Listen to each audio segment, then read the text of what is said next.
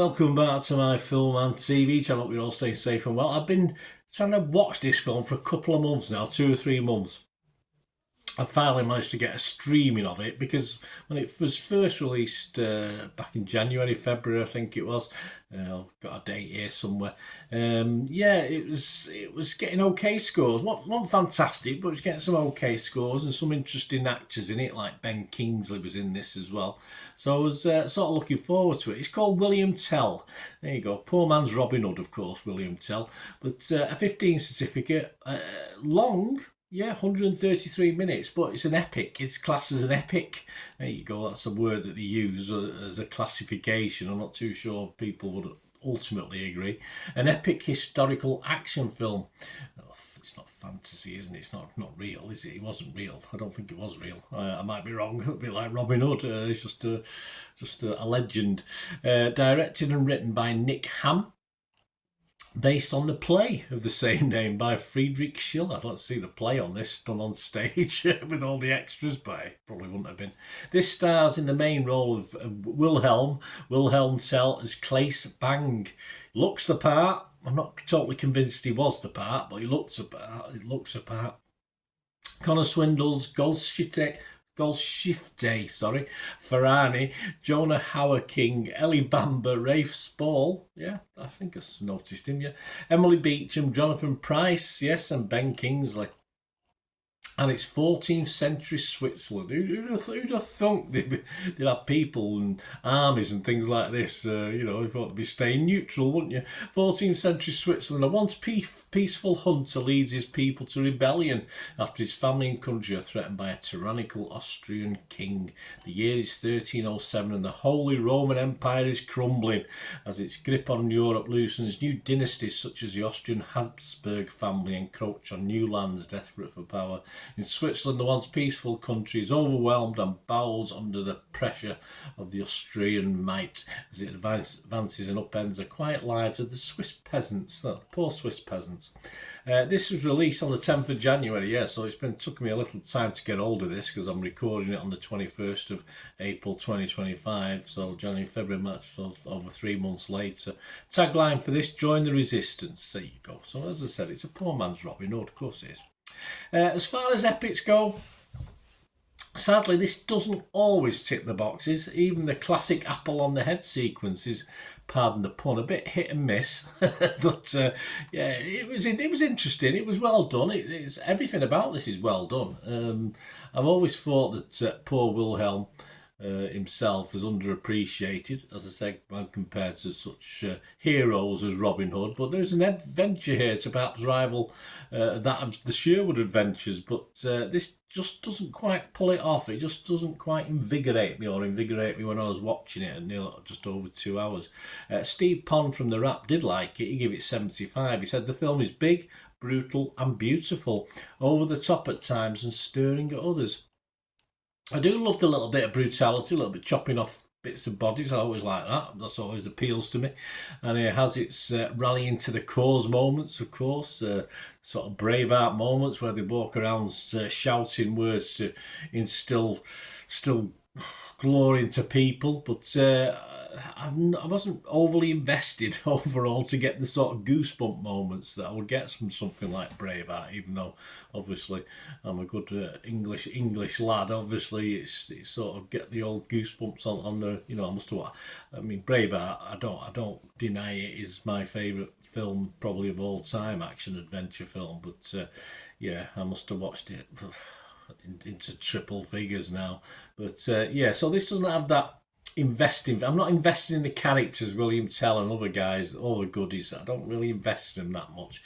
Helen O'Hara from Empire magazine, she was a bit more on my wavelength. She scored it 60 out of 100. She said, this old-fashioned tale of folk heroism and hardy underdogs benefits from solid performances and spectacular vistas, but it loses points for a sequel baiting ending. I mean, this is shot in Swindon. Swindon. That's a bloke. just south of Sunderland and north of Swindon, I think. It's shot in Switzerland. The scenery is ridiculous in a good way. I just want to go now. I just want to fly out to Switzerland. It was looked quite warm as well. It must have been done in the summer, that's for sure. But yes, an ending, as Helen said there, that is just unsatisfying. Really, it does set it up for a sequel, but.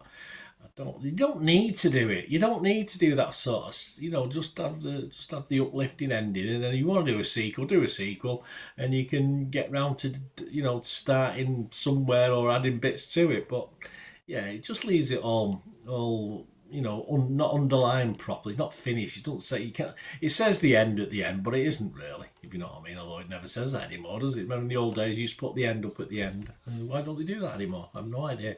Anyway, Matt Zoller. Celts from RogerEbbott.com. He didn't like it very much. He scored it 40. He said, for the most part, William Tell is stuck in multiple in-between phases and filmmaking modes.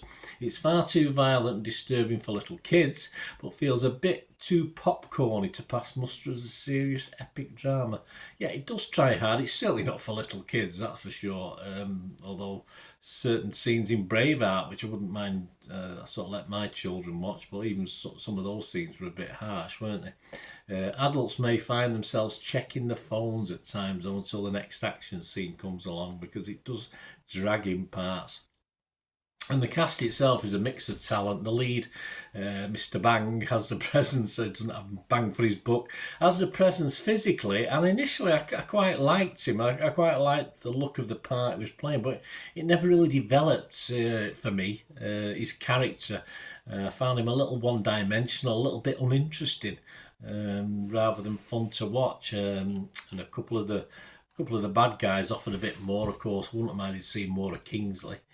He wasn't used enough in this with his brilliant eye patch, and even he appears a little bit restricted in this role. And of course, he probably with the budget they had, they probably restricted to how much time you can put into the film.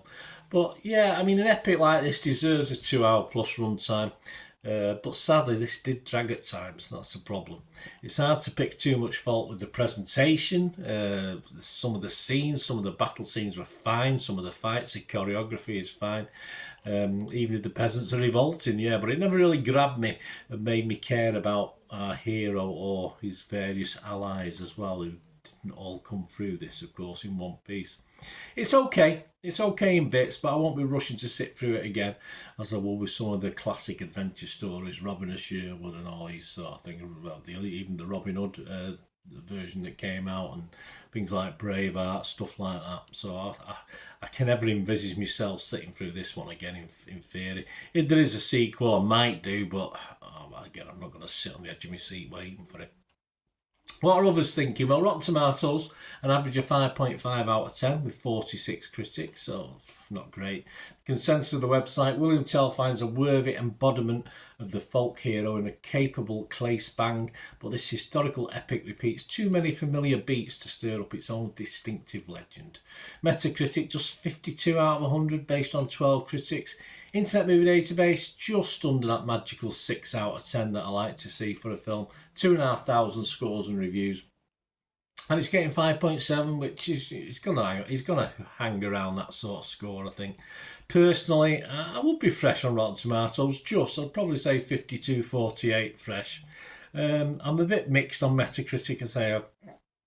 Too many little negatives in it for me to be totally positive. And I'll give it just under my watchables. I'll give it a 5.5, which means it was okay. I just thought it could have been a little bit better. Bit disappointing for you. I do like these sort of epic historical dramas. A bit of fantasy in them sometimes is fine as well, but there's no real fantasy in this, which is fine.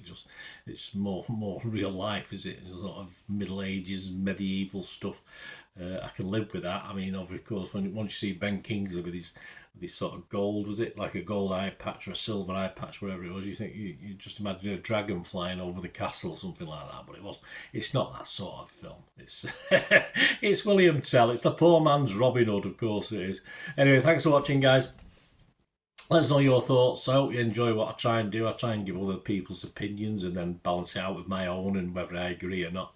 And that's how I do it. If you like it, much appreciated. If you don't, then it doesn't matter, does it? It's all about choice. So if you like what I try and do, want to help support me going forward, guys, I'm always open to any help you can give. And there's certain little ways of doing that. And all I ever ask for that is to keep watching and listening. Ways to help me out, guys, if you watch the ads, if the ads on this YouTube ads, that helps in a very little way, but it all helps. It all, watch the pennies and pounds look after themselves, they say, don't they? Or the pennies or the 10p's look after themselves. But if you watch the ads or follow the links on the ads as well, that's always a nice way to support the channel. If you sort of hang on for it, I've done that. I watched other people's and followed the ads, just something I fancied, which does happen from time to time. Of course, you can support me by pushing that subscribe button as mentioned earlier, and that's of course pressing the button so you know when these vlogs are coming out. And of course, I'm always interested in your opinions, and of course, if you can give us a like, that'd be wonderful as well. So thanks for watching, guys. Hopefully I'll join you very, very soon with something else. Until we meet again, I'll never ask one thing, don't I? Please stay safe, everyone. Bye for now.